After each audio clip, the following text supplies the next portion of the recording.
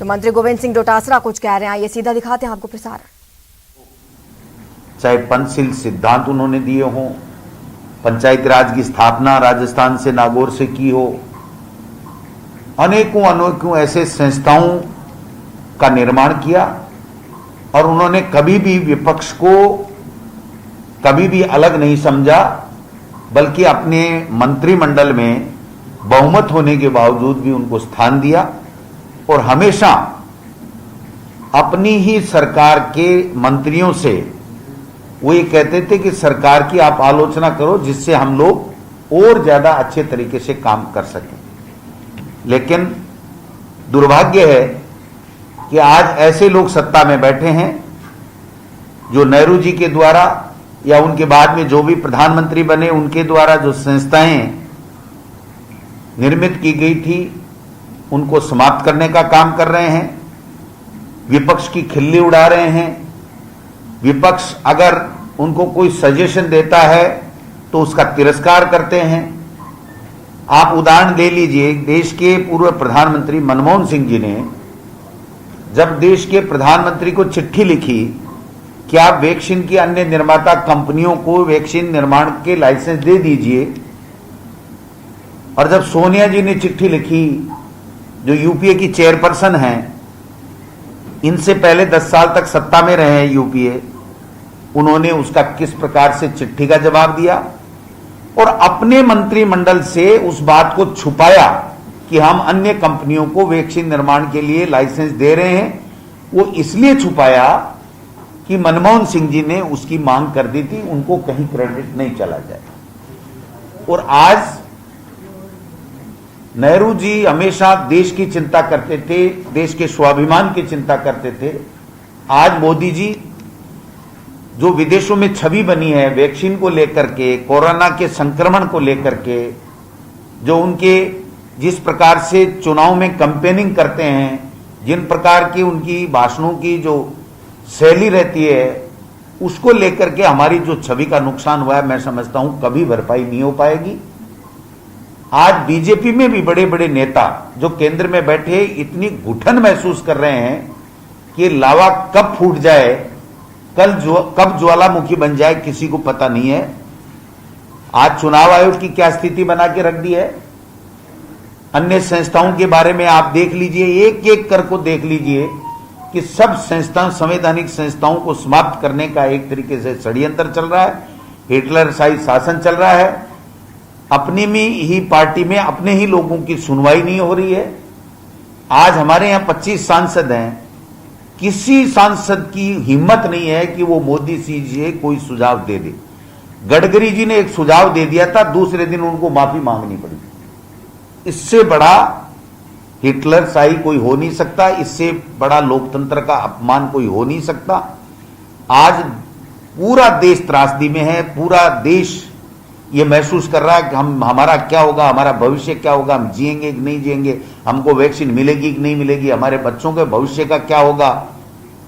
लेकिन देश के प्रधानमंत्री जी बिल्कुल चुप हैं, किसी तरह का कोई नहीं, राज्यों को अपने हाल पे छोड़ दिया। आज आप देखिए कि ग्लोबल टेंडर की प्रक्रिया में जो विदेशी कंपनियां हमारे देश से जो निर्मित माल गया हुआ है उसी के 4-4, 5-5, 6-6 गुना पैसे मांग रही है और राज्य सरकारों को कह रही है कि हम 6 महीने में देंगे, 12 महीने देंगे, 2 साल में देंगे। तो ये स्थितियां क्यों पैदा हुई आप समझ सकते हैं। एक ऐसा नेता जो 9 बार जेल गया, उसने देश का कायाकल्प कर दी, ढांचे को पूरी तरीके से संवैधानिक संस्थाओं के साथ जमा करके, और चाहे धर्मनिरपेक्षता की बात हो, चाहे संप्रभुता की बात हो, सहिष्णुता की बात हो, सब में एक तरीके से पूरे देश में सबको एक साथ रख करके 36 कौमों के जिस भारत का निर्माण किया था, आज उनकी आत्मा देख रही है कि ऐसे लोगों ने सत्ता पे काबिज हो गए दिल्ली में, जो इस वर्षों से बनाई हुई हमारी देश की जो छवि है, वर्षों से बनाई हुई हमारी जो संस्थाएं हैं, वर्षों से जो हमारा बनाया हुआ जो भाईचारा है सब कौमों का, उसको नष्ट करने पे तुले हुए हैं। इनको न तो बच्चों की परवाह है, न किसी की पढ़ाई की परवाह है। आज अगर प्रधानमंत्री Nehru ji higher education commission नहीं बनाते तो क्या हम इस शिक्षा के स्तर यहां आज हम होते? आज हमारे बच्चे पढ़ करके देशों में अपना नाम रोशन कर रहे हैं। लेकिन आज बताइए, इस 7 साल में नरेंद्र मोदी जी ने ऐसा क्या कमाल किया जिसकी वजह से हमारी छवि देश में बढ़ी हो? आज अमेरिका के हमारे संबंध कितने खराब हो गए क्योंकि वहां जाकर के अब की बार ट्रंप सरकार, ये कोई प्रचारक थोड़ी थे अमेरिका के। ये कभी भी हमारे देश की प्रधानमंत्री की या हमारी विदेश नीति का कभी पार्ट नहीं रहा है 70 साल में कि हम किसी एक को बंद करके दूसरे से संबंध खत्म कर लें। आज चाइना की जो स्थिति है, आज अखबारों में हम लोग देख रहे थे, पढ़ रहे थे, क्या किस तरीके से हमारे देश पे खतरे मंडरा रहे हैं, उसके बारे में मोदी जी एक शब्द नहीं बोल रहे हैं। केवल मात्र विपक्ष की खिल्ली उड़ाना, विपक्ष की किसी बात को नहीं मानना, अपनी पार्टी के लोगों की नहीं सुनना, अपनी इमेज के लिए केवल काम करना और साम दाम दंड भेद, चाहे लोकतांत्रिक सरकार चुनी हुई है उनको गिराना, और केवल प्रचार मंत्री के रूप में आज प्रधानमंत्री की इमेज रह गई है, जो दुर्भाग्य है। महंगाई लगातार बढ़ रही है सर, 70 बिल्कुल निश्चित रूप से आप देखिए, पेट्रोल 100 के पार चला गया और डीजल जो प्रीमियर है वो 97 रुपए कुछ पैसे है। तो आप समझ सकते हैं कि ये 100 1-2-10 दिन में छूने वाला है।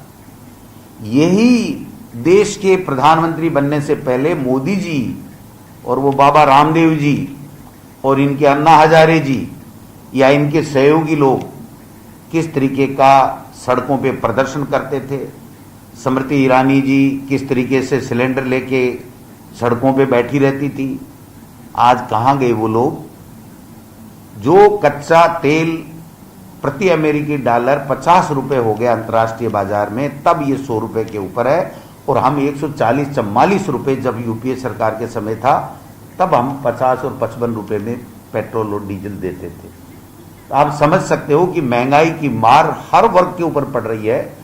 और दूसरी तरफ से ये कोरोना महामारी, ऐसे में देश के लोग इतने खपा है कि शब्दों में बयान नहीं किए जा सकते।